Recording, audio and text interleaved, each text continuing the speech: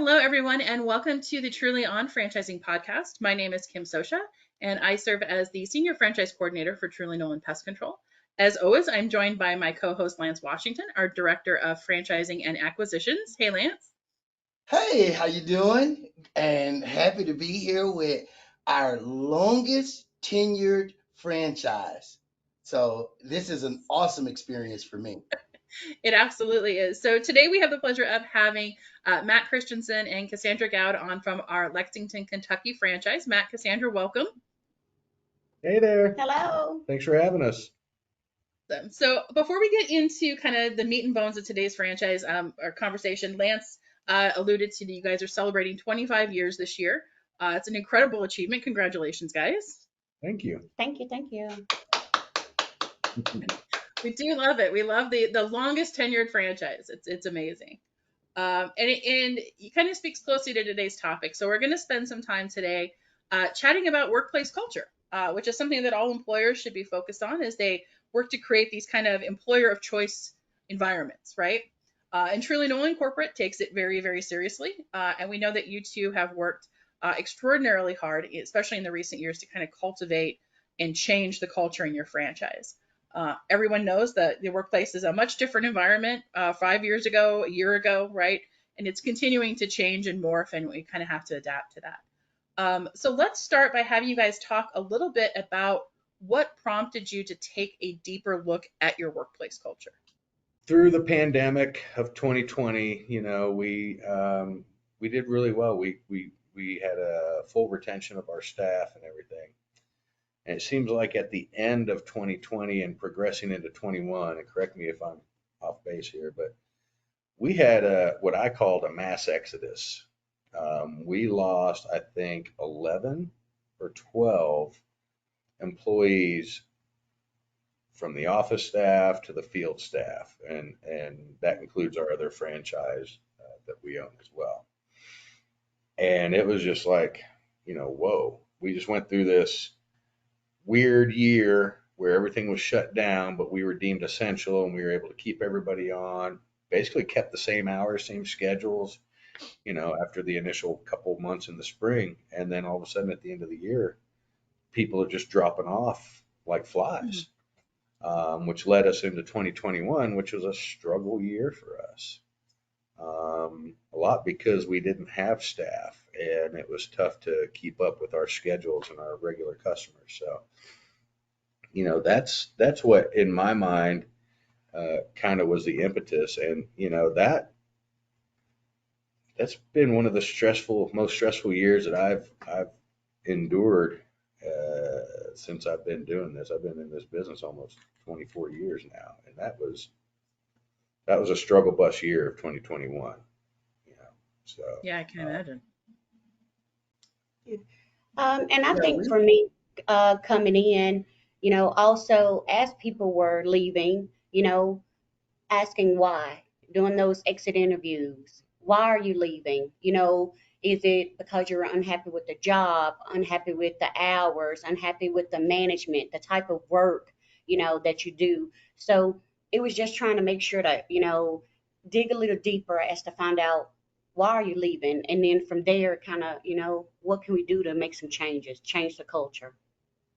I got to tell you too, and I watched you guys go through those really almost what we would call morbid times and the resilience and with all the stress, because I can imagine, I know I watched from the outside looking in, and I know, Matt, you were working 7 days a week trying to figure out how to get it done, and it was all about taking care of the customers. And then Cassandra on the backside, just trying to make sure that you figured out how to get better. And to watch you guys go through those challenges and the resilience that I saw was incredible. So hats off to you guys as a leadership team.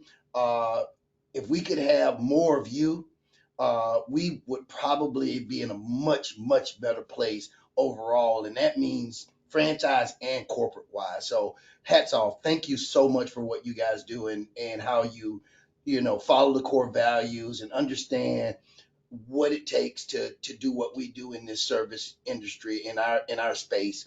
Let's step back a little bit. So you guys were looking at exit interviews as a way to kind of determine where people were, or what was causing people to leave.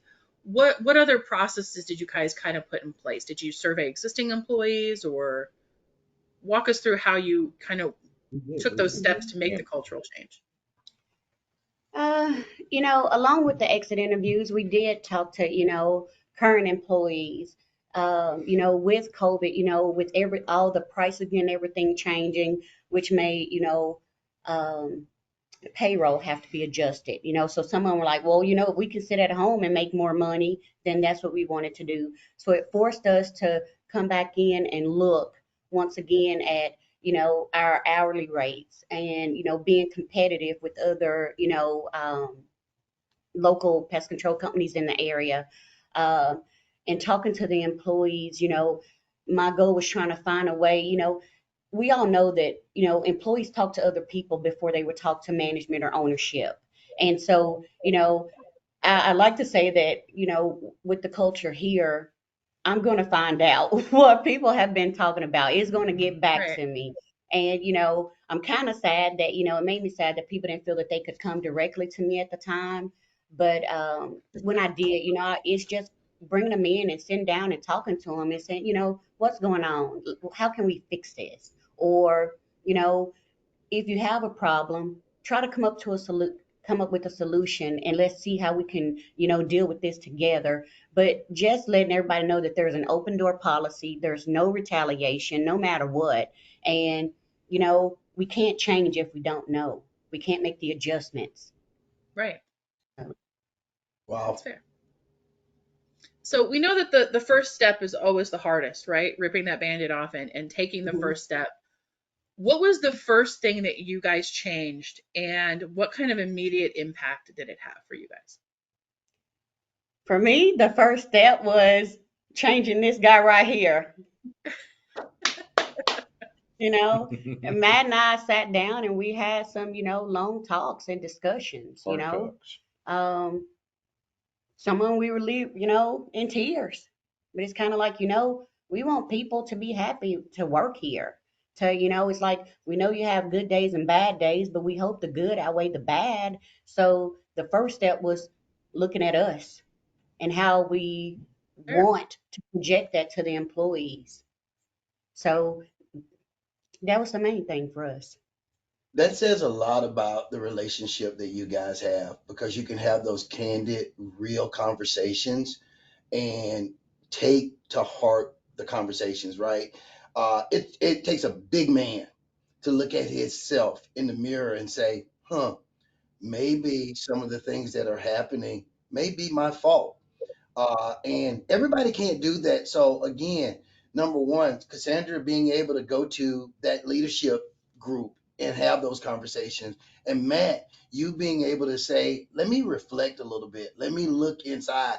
And that's one of the things that we try to push in our group as well. Let's have those candid conversations, and they're not always going to be the greatest and most positive, but we have to take what we can and learn from them. And it looks like you guys did a wonderful job at that. Well, appreciate that, and it can't happen without love and respect. And I have utmost of both for Cassandra Gaud. She's, uh, I mean, been a confidant, you know, from the get go, being here, and yeah, it's nice to have somebody like that who can pull you aside and tell you what's going on with you, you know, and but not talk down to you about it, coming to you from a point of concern, um, and trying to make that make that change, because it's not easy. And I talk about it all the time. I mean, I've done it in my own personal relationship with my wife and stuff like that. It's like, people can't hear the hard truths or feedbacks about themselves and take it positively a lot. Taking criticism or feedback like that is not easy to do, and it gets harder and harder for people to do every day. You're right. So it Well, sucks. I absolutely, Matt, I absolutely have that same feeling. So I know exactly where you are because Kim is my Cassandra. Mhm. So I Yeah, know we exactly how that is. She helps me have those same bridge those conversations. gaps and understand. Yeah, I Yeah. mean, Lance and I have those conversations all the time, both ways, right? Where we, just try to improve who the other is in Yeah. the workplace. Yeah. That's what it's about. So what kind of immediate impact did you see, Matt?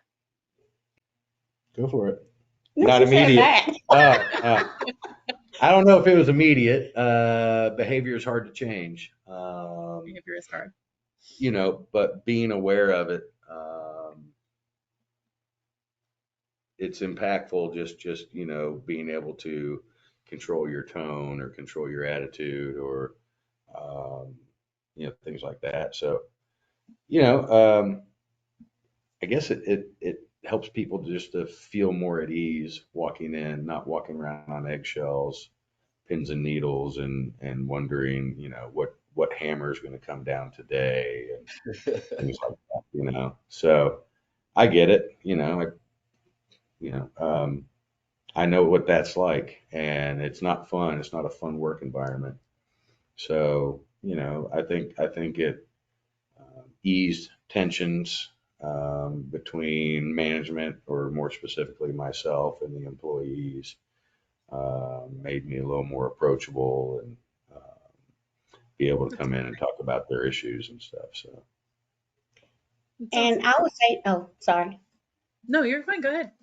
I would say to that is like, before Matt could come in the office and you could hear a pin drop versus, he come in the office now and, he's in it, he's joking with us. And it's good to see. And it's kind of like, okay, he's the owner, but he's us. So I think it makes a big difference, with myself, with Matt, with Dr. Chris, you know, we can joke, we can have a good time, but when it's time to work, it's time to work. And I think everybody knows that, yeah. And so, and just, you know, changing our mindset, in the culture of things and just being able to, like, hey, we appreciate you, and we want to do these things, but we got to have buyback, on both sides of the table. So, and I think we've been doing that the past 2 years. Hmm. So Yeah. definitely. That's awesome. That's so awesome.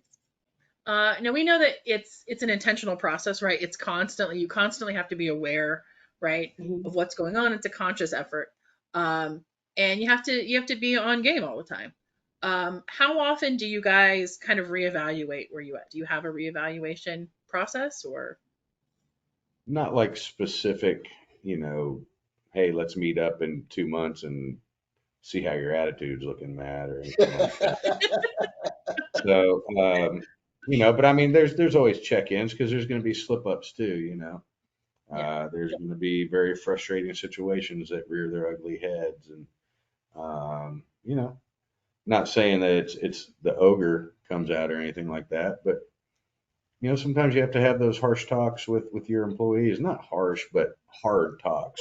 hard talks. Yeah, Letting them know where their deficiencies are and trying to give them hints on, or not hints, but I don't know, like a path to success. That's the hardest thing, is trying to get them to understand that what we're teaching you is not just like a suggestion, or it's what corporate mandates. It's like real life situations that I have been through, or Dr. Chris has been through, or anybody that's had a number of years in this industry have been through, and trying to show you the easy path instead of making all those mistakes that we made. We made right. all the mistakes. Truly Nolan back in the day made all the mistakes, and there's always going to be new mistakes to evolve, and pitfalls to try to avoid. And so that's the hard, I think that's one of the hardest thing, is getting people to understand that you don't have to go through all these trials and tribulations. They've been done already. Right. Follow the path. Same thing with franchising stuff. Follow the path and you'll be successful. If you Right. resist it, you might be successful eventually, but it'll take you a long time to get there. So trying to get that buy-in and getting people to understand that, and that's frustrating as an as an owner, as a manager, as a person that's still out there running a route every week, trying to lead by example and show them how it's done. I know it's not that easy. I've got 20 something years doing this. Yeah, I can make it look easy, and it's not that easy for a new person to pick up. But it's like if you just stick to this path and not go to the path of least resistance, it's not always the best path. But trying to get that across and with a big smile on your face is not easy every single day. Right. So there's always going to be flub ups and screw ups, and it's just, again, Cass is not afraid to call me in her office and say, close the door, we got to talk, and then have that little talk again. So, and I can't have talks with her about her because she's perfect. You know.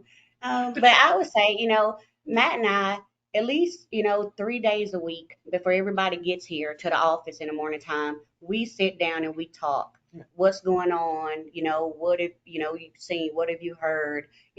What kind of, what's been going on? And so we do that at least 3 times a week in the morning time. And sometimes if he makes it back in the afternoon, we talk about things in the afternoon, but it's making sure we're on the same page.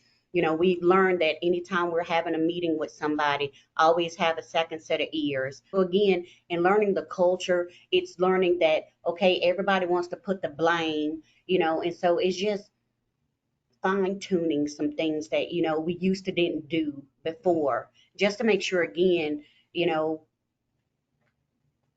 it's kind of like that parent, with the culture at home. Oh, well, mom said I could do it, and dad said, well, what's your mom say? You kind of have that want to conquer and divide. And so, Front. yeah, and so, Yeah.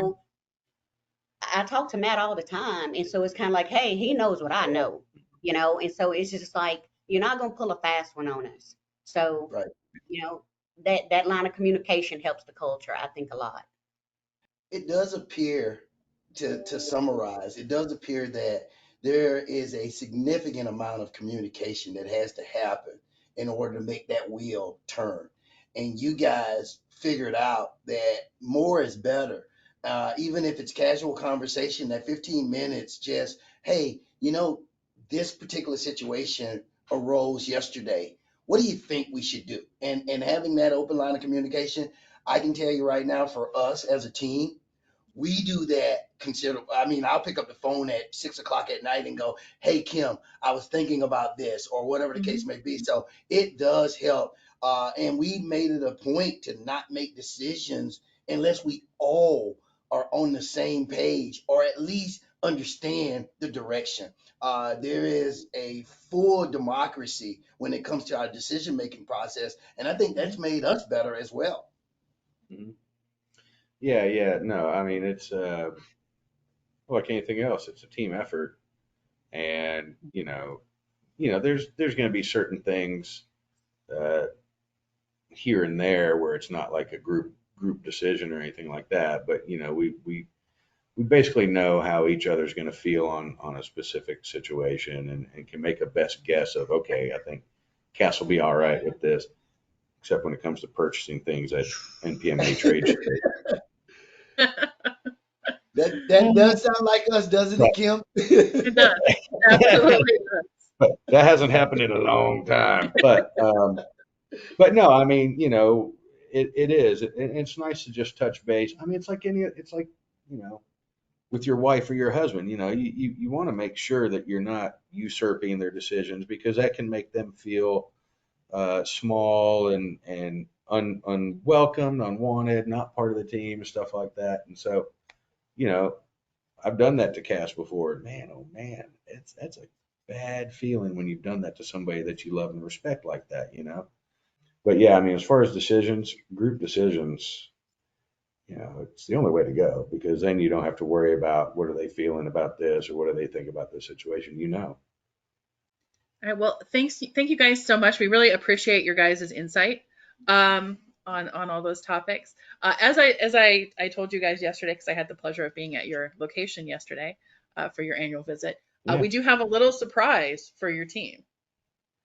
Uh-oh. So, um, So as a franchisor, we regularly engage with a company called Franchise Business Review. And they are a third-party company that we use to do some marketing, some lead gen. They perform our annual anonymous engagement survey that we do of our group. And every year, Franchise Business Review asks franchisors to nominate franchise units or franchise owners for their Rockstar Awards. So there are numerous categories. There's top performer, there's family owned that you can nominate in, but it's really kind of a way for them to celebrate franchisees who are excelling and making a difference in various categories. And we nominated your group, so you, Dr. Chris and Casandra, in the family owned category. And we are excited to say you guys were one of their 2023 Rockstar winners.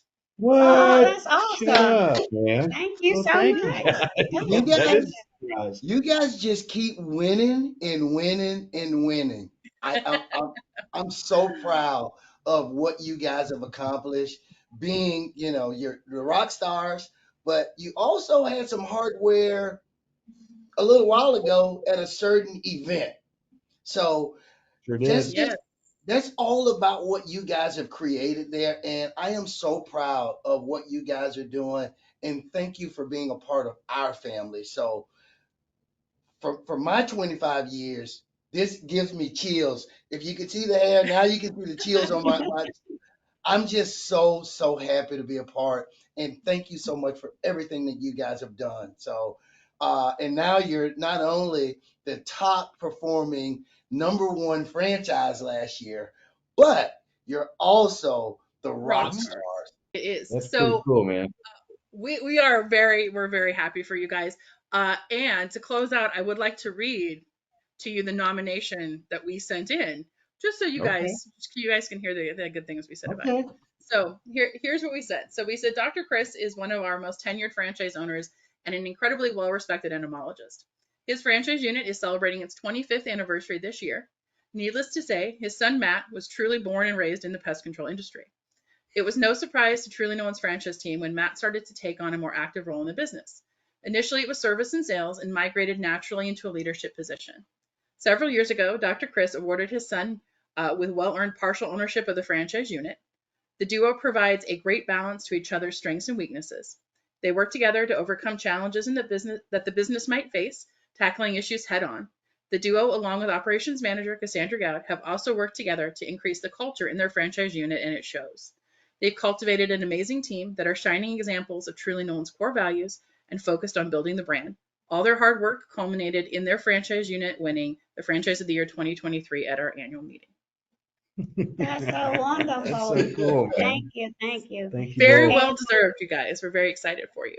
I don't know who's going to For hear this podcast, but I would say, and Kim, I told you yesterday when you were here, being a part of the Truly Nolan family compared to, say, other franchises, you all like blow it out the water. Yeah. I mean, it is so wonderful to have the support and the backup that you all give us that, you don't see from a lot of other, companies that have franchises. And I would say for me, it doesn't go unnoticed, and I truly appreciate it.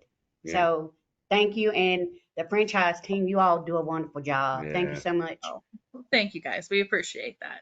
Yeah. And You for a guys are non-emotional guy, this is not cool. You brought me to tears. man, Lance. Well, Put in front yeah, of you. very well deserved, guys. We're very excited for you. We'll get you some more information about some press and stuff that we're going to do around that for you guys. Awesome. But we Thank again want to you. thank you for joining us. It's such a pleasure to have you Yes. guys on and talk to you guys. And we will see everybody next time.